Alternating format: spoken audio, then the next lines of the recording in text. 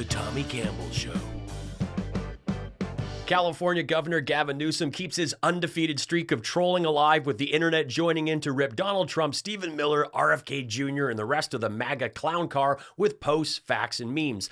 I don't know what's funnier, the constant close-ups of "I'm in terrific shape," Trump's mangina neck waddle, blob Trump, or this rendition of Stephen Miller's butthead.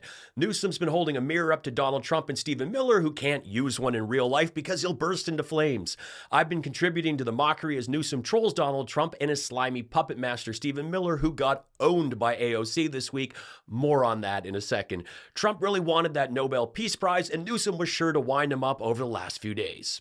Wow, thank you to the great people of Norway, Sweden, Finland, and whatever other countries agreed that I'm the best. The loser hater said I was too handsome, too smart, too perfect for the Nobel Peace Prize. Wrong. When California wins, the world wins. And honor GCN. These showed up, as did versions of the prize should Trump win.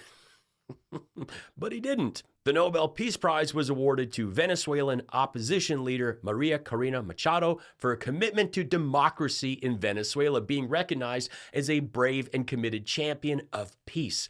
Machado expressed disbelief and shock at receiving the award, highlighting it as an achievement for the entire society of Venezuela. This committee sits in a room filled with the portraits of all laureates, and that room is filled with both courage and integrity. So we base only our decision on the work and the will of Alfred Nobel. Courage and integrity. Two things Trump doesn't have. Not gonna get it. No matter what happens this week, just remember Donald Trump was denied the Nobel Peace Prize, and that's something he wanted to have as much as he wanted to date Ivanka. This was top priority. It was that important to him. Subscribe. Donald Trump tried to go for this like it was an Oscar campaign, and that didn't help. And it's just fantastic to see the guy who's trying to dismantle democracy lose to someone that is trying to restore democracy. She emphasized a commitment to ballots over bullets with a peaceful resistance against Maduro's regime. Okay, so Jeff, who's Maria Corina Mochaccino? Who is she, Jeff? Nobel Peace Prize. Nope. U.S. manufacturing shrank this past September for the 7th consecutive month. Trump's golden era. Stephen Miller is a clown. I've never seen that guy in real life, but he looks like he's like 4'10". And he looks like he is angry about the fact that he's 4'10". And he looks like he is so mad that he is 4'10", that he's taking that anger out at any other population possible. Like, laugh at them. Laugh at them. Insecure masculinity. That's what this is about. This isn't, people talk about toxic masculinity. More than, it's like, let's put that to the side for just 1 second. This is about insecure masculinity. And one of the best ways that you can dismantle a movement of insecure men is by making fun of them. By having secure men who aren't afraid of successful people around them, who are good dads, who have strong values, also participating in that as well. Stop it, you monster. This was part of a longer segment, and she made even more great points about pushing back, and in response to live comments, she did agree and go on to make sure to say she's not making fun of short people, but the insecure men that are overcompensating. And yes, this lot are wildly insecure. You have Bobby Brainworm scared to show his legs, Trump scared to show his actual skin, and the right wing posing with guns at every opportunity.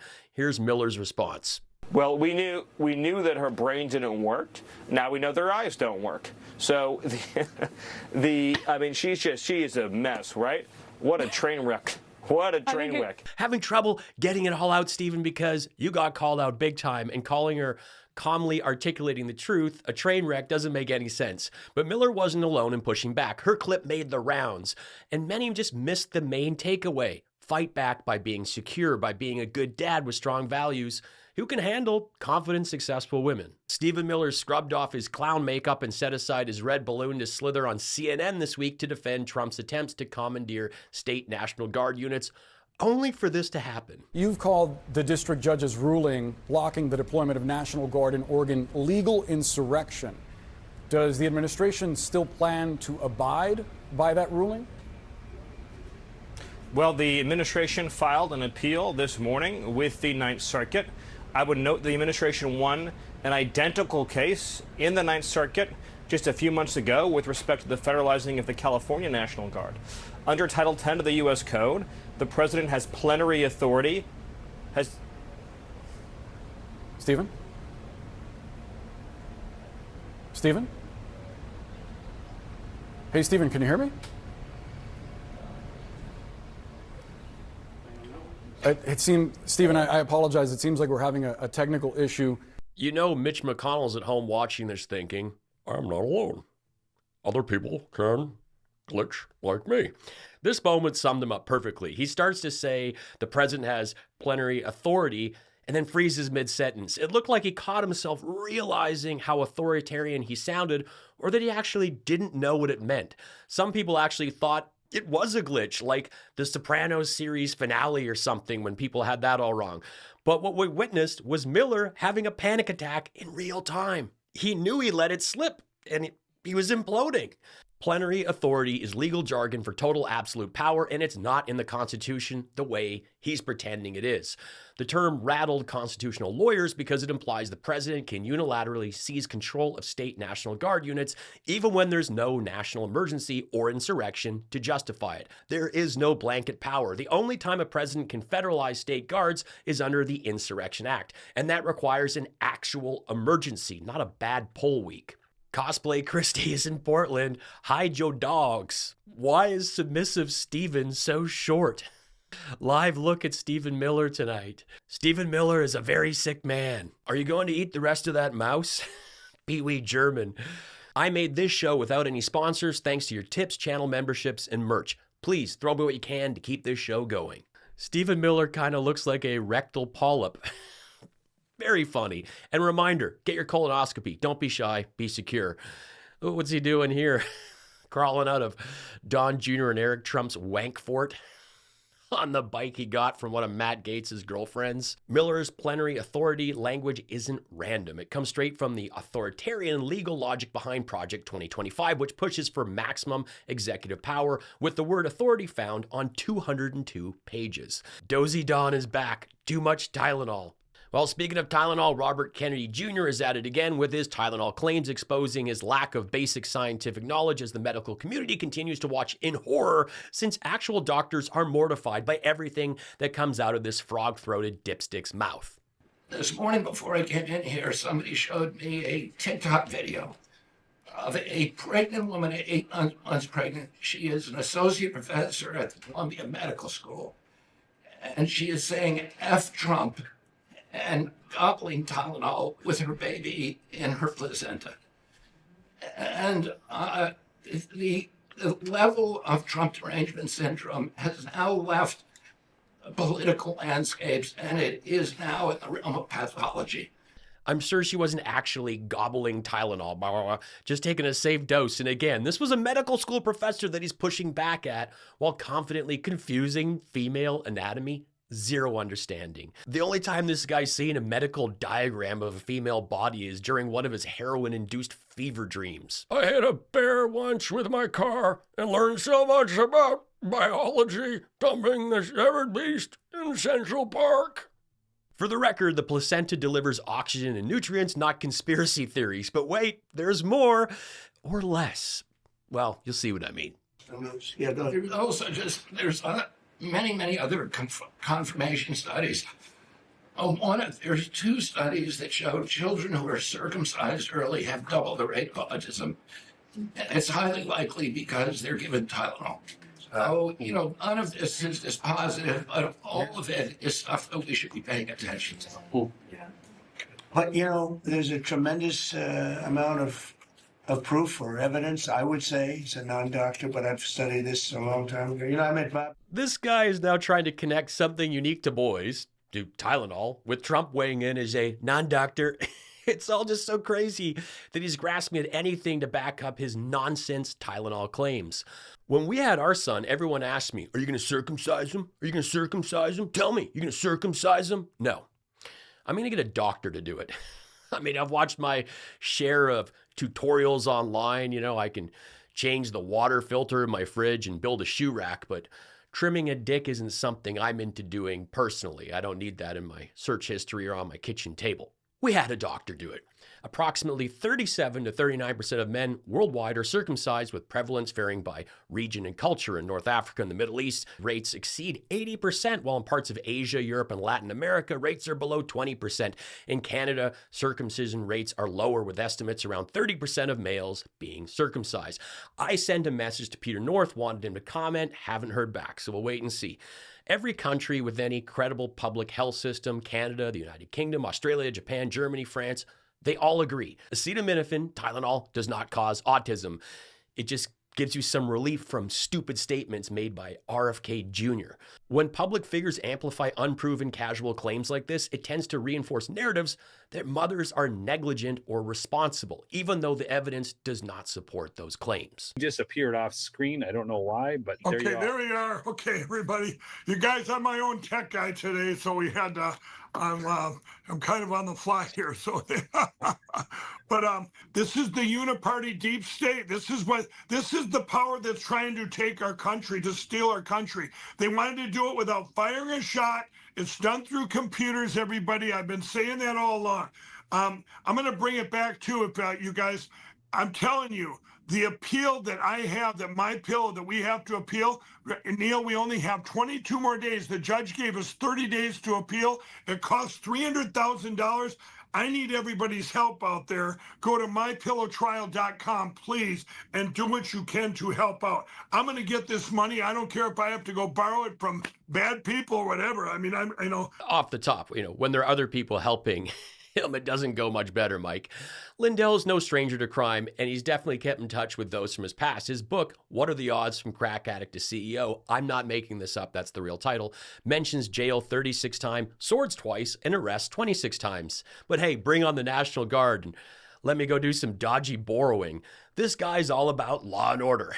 Give me a break. In the US and Canada, it's not illegal to borrow money from a loan shark, but it's risky. The act of loan sharking itself, lending money at illegal interest rates, is the crime. Borrowers are considered victims of an unlawful transaction, are not legally obligated to repay the debt. If Lindell does take this sort of loan, he will be $300,000 in debt. To who? Loan sharks often belong to criminal organizations and use threats, intimidation, and physical violence to collect on debts. This is someone with reporters with full White House access that could be compromised. And that's alarming. Now, Lindell's book also mentions calculus twice and that he took it in high school. So by comedy law, I have to play this. I took calculus in 8th grade.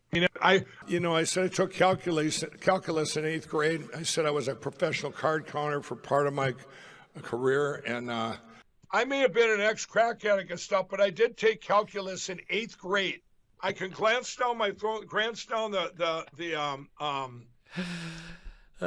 calculus, grants down. High school doesn't even start until 9th grade in Minnesota. And Lindell has said in other interviews that he started it in 10th or 11th grade. So what is it? 8th, 9th, 10th, 11th? Give me a break. This guy's so full of it. Meanwhile, in Alberta, the home province of Ted Cruz, a premature baby has died after being infected by an unvaccinated mother in a community already far below herd immunity levels. Health officials confirm the tragedy reflects not only personal circumstance, but the wider collapse in vaccination coverage that has made Alberta's outbreak worse per capita than many U.S. states. Province-wide, only 71.6% of 7-year-olds have received both MMR doses. Among 2-year-olds, uptake is just 68%, and some rural or religious enclaves are dramatically lower. Two Hills County, 24%, 40 Mile, 30.2%, Tabor, 39.1%. These are staggering gaps from the 95% target needed to block outbreaks. Public health experts trace these shortfalls to a potent mix of religious fundamentalism, the maple MAGA American-style populism, and anti-mandate rhetoric going back to the so-called Freedom Convoy. Alberta Premier Danielle Smith is a frequent guest at Mar-a-Lago. While Canada went elbows up, she went legs up and has echoed health freedom talking points and courted communities deeply skeptical of vaccines and public institutions. It's a reminder that belief systems don't stop at the border, neither do viruses. People buy into what RFK Jr. says because of his last name. Because he talks so much on this topic, they just assume he's a doctor or an expert. But he's neither. He's a grifter that has been making money off his anti-science movement for years. It's Thanksgiving in Canada this weekend, and one of the things people should be giving thanks for is medical science. Globalists have hijacked our court systems, and yes, 2020 was stolen by electronic voting machines. The election was free and fair, but the same people against snowflakes, participation trophies, and books couldn't handle a loss. Fox News had to fork over $787 million and fire their primetime host over this lie that you still want to hang on to. Have you checked on Mike Lindell recently? It's not exactly going well for him. Also, hijacked, one word, unless you're talking about Lauren Boebert partying with Don Jr. on Dump Force One. MAGA tears. Who is this bald guy making fun of everybody? You'd think if you watched a show with a person's name in the logo, the description, and the channel itself, you'd think, maybe, just maybe, this is the guy. But I don't expect much intelligent detective work from the Kash Patel crowd. MAGA tears. And it's just fantastic to see the guy who's trying to dismantle democracy. It's fantastic to see the guy who's trying to dismantle. I'm having so much trouble with this word. And it's just fantastic to see the guy who's trying to dismantle democracy. I'm just in a silly. Ugh. It's usually R's I have trouble with. And it's just fantastic to see the guy who's trying to dismantle democracy. Are you going to eat the rest of that mouse? I don't know why. It just really makes me laugh. The Tommy Campbell Show is the best political comedy show on YouTube. And I hope you subscribe.